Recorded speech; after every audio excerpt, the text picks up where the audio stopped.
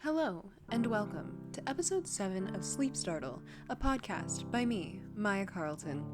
Today, I'm back to you with our usual content, a single story to tide you over for the week. And here I'll present you with Night Crawlers. You may think night terrors are reserved for children under the age of 5, but you would be dead wrong. Anyone can have a night terror, and per the nomenclature, they're extremely terrifying. A night terror can take many forms: a scream with no recollection, sleep paralysis where the body feels stuck, or a lesser-known evil, waking hallucination. Now, many would think that waking hallucinations mirror the symptoms of schizophrenia. And while that may be true, there are distinct differences. Schizophrenics can't tell what from what it's not and have that feeling all the time, while those with waking hallucinations only feel these symptomologies when waking from a deep dream state. For different people, these take on different forms, but for Lucy, these hallucinations consisted of bugs. She saw all sorts of bugs. It wasn't just spiders or beetles, it was a whole spectrum. One night, her head would be stuck in a glass box, a bird-eating tarantula just inches away. The next, the ceiling would be a wave of ants, giving in to the ebb and flow of their own callosity.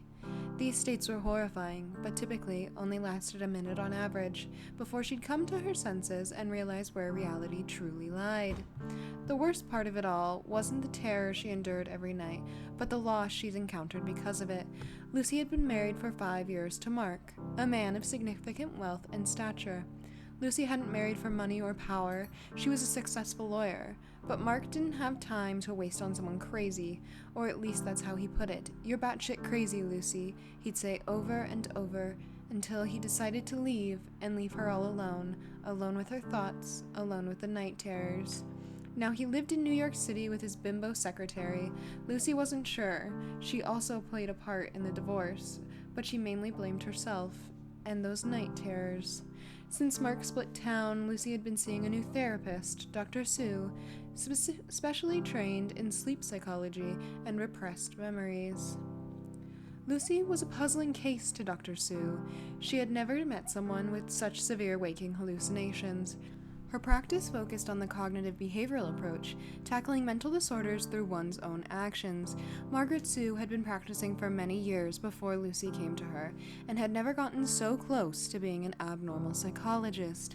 Some of the problems Lucy cited made Margaret believe she had schizophrenia, and a severe case at that, but there were too many abnormalities to make it diagnosable.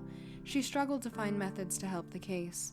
Prescriptions weren't on the table, and Lucy wasn't responding well to therapy.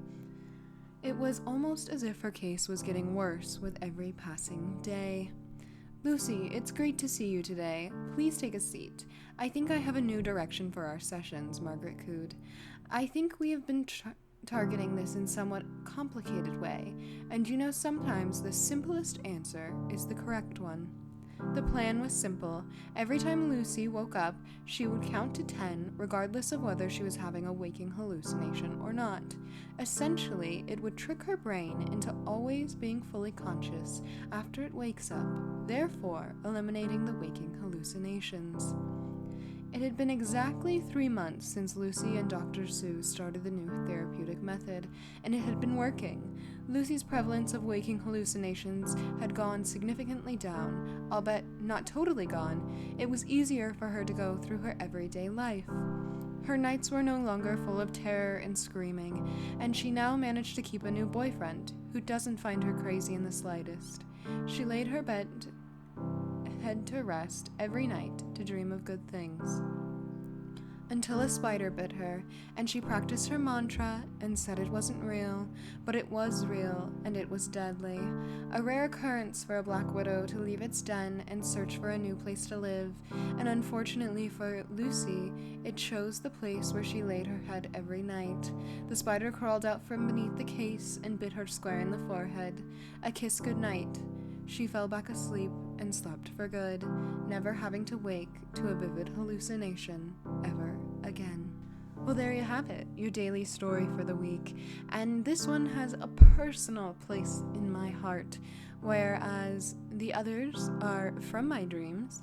This one is something that actually happens to me. I have not been to a sleep psychologist, and this is completely made up, but I do get waking hallucinations, and I get them quite regularly. It's something that I've dealt with ever since I was younger, and it's basically like you wake up and your whole reality is fixated on this one thing that you're seeing in your bedroom. Only for a few seconds though, and then you fully become conscious and you're like, oh, that was stupid. I shouldn't have thought that that was real, because it's usually very anxiety provoking and it causes a lot of troubles with your sleep patterns, and if you sleep with partners, they get very concerned for you until you explain, oh, I have waking hallucinations and I don't sleep very well throughout the night, so I'm sorry about that. So that's a little tidbit, a little close into my life. I'm fully open with sharing about my weird and wacky sleep schedule and how I just do not get good sleep.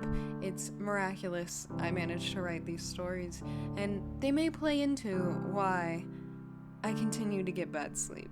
But I'm here for the people. I love to write and I love to share these stories with you. So I hope you have a good rest of your week.